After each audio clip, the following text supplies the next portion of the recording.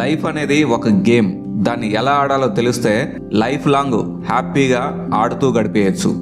అలా లైఫ్ని ఆటలా ఆడుతూ హ్యాపీగా గడిపేయాలంటే కొన్ని రూల్స్ పాటించాలి. అవేంటో మనం తెలుసుకుందాం. రూల్ నెంబర్ 1, డబ్బు మీద ఫోకస్ చేయండి, సొసైటీ మీద కాదు. పాకెట్లో మనీ లేకుంటే నీ మాటకు వాల్యూ ఉండదు. ఫస్ట్ నీ ఫినాన్షియల్ స్టేటస్ని డెవలప్ చేసుకోండి. వన్స్ నీ దగ్గర డబ్బు ఉంటే నువ్వు తప్పు మాట్లాడినా నీ మాట చెల్లుబాటు అవుతుంది. డబ్బు లేనప్పుడు ఎవరితో వాదించకండి. నువ్వు తక్కువ అని పక్కోడికి తెలిసినప్పుడు నువ్వేం మాట్లాడినా ఆ మాటకి వాల్యూ ఉండదు. అలాంటి వాళ్ళ దగ్గర ఫ్రెండ్షిప్ కోసమో లేదా రిలేషన్షిప్ కోసమో నీ టైంని వేస్ట్ చేసుకోకండి. రూల్ నెంబర్ 2, నిజమైన స్నేహితుల్ని వదులుకోకండి. నువ్వు కష్టంలో ఉన్నప్పుడు ఎవడైతే నీకు తోడుగా ఉన్నాడో లైఫ్లో అలాంటి వాళ్ళని మిస్ చేసుకోకండి. సొసైటీ మొత్తం మోసాలు చేసే వాళ్ళతో నిండిపోయింది. ఇలాంటి సమాజంలో కూడా నీకొకడు హెల్ప్ చేశాడంటే వాడిని ఎప్పటికీ వదులుకోకు. వదులుకుంటే అలాంటి వాళ్ళు నీకు మళ్ళీ దొరకకపోవచ్చు. రూల్ నెంబర్ 3, ఎవరిని తక్కువ చేసి చూడకండి. అందరికీ సక్సెస్ వెంటనే రాకపోవచ్చు, కానీ కష్టపడేవాడికి ఖచ్చితంగా ఏదో ఒక రోజు సక్సెస్ వస్తుంది. ఖాళీగా ఉండేవాడితో ఏదైనా వాదించు, కానీ కష్టపడేవాడిని ఎప్పటికీ తక్కువ చేసి చూడకు. ఏమో ఎవడికి తెలుసు వాడి కష్టానికి ఎంత పెద్ద సక్సెస్ ఎదురు చూస్తుందో. అనవసరంగా వాడితో ఈ రోజు వాదించి రేపటి రోజున వాడు సక్సెస్ అయ్యాక వాడి ముందు తలదించుకునే కంటే కష్టపడే వాడిని మోటివేట్ చేయడం బెటర్. ఒక మనిషి సక్సెస్ని 20 నుంచి 30 ఏళ్లలోపే డిసైడ్ చేయకండి.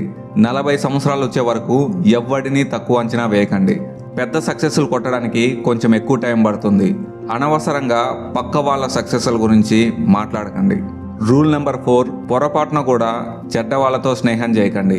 దాహం వేస్తే నీళ్లు తాగుతాం, అంతేగాని విషం తాగం కదా. ఎవడూ లేడని ఎవరితో పడితే వాడితో స్నేహం చేయకండి. కొన్ని స్నేహాల వల్ల జీవితాలే నాశనం అవుతాయి. ముఖ్యంగా గాసిప్స్ మాట్లాడే వాళ్ళకి దూరంగా ఉండండి. వాడు ఫ్రెండ్ అయినా ఎవడైనా సరే. నీతో టైంపాస్ కోసం వేరే వాడి గురించి నీతో మాట్లాడతాడు, రేపు వేరే వాడితో టైంపాస్ కోసం నీ గురించి మాట్లాడతాడు. అలాంటి వాళ్ళతో స్నేహం కంటే నీతో నువ్వు టైం స్పెండ్ చేసుకోవడం బెటర్. రూల్ నెంబర్ 5, మంచి సర్కిల్ మెయింటైన్ చేయండి. సర్కిల్ అంటే వాళ్ళని చూసి నువ్వు మోటివేట్ అయ్యేలా ఉండాలి. నువ్వు ఎప్పుడైనా కాస్త డల్గా ఉన్నప్పుడు లేదా ఫెయిల్యూర్లో ఉన్నప్పుడు నీ సర్కిల్లో ఉన్న వాళ్ళని చూసి నువ్వు మోటివేట్ అయ్యేలా ఉండాలి. అలాంటి వాళ్ళు నీ సర్కిల్లో లేకుంటే నీకున్నది సర్కిల్ కాదు, స్క్రాప్ అని అర్థం చేసుకో. స్క్రాప్తో పెట్టుకుంటే నిన్ను కూడా కిందకు లాగేస్తారు.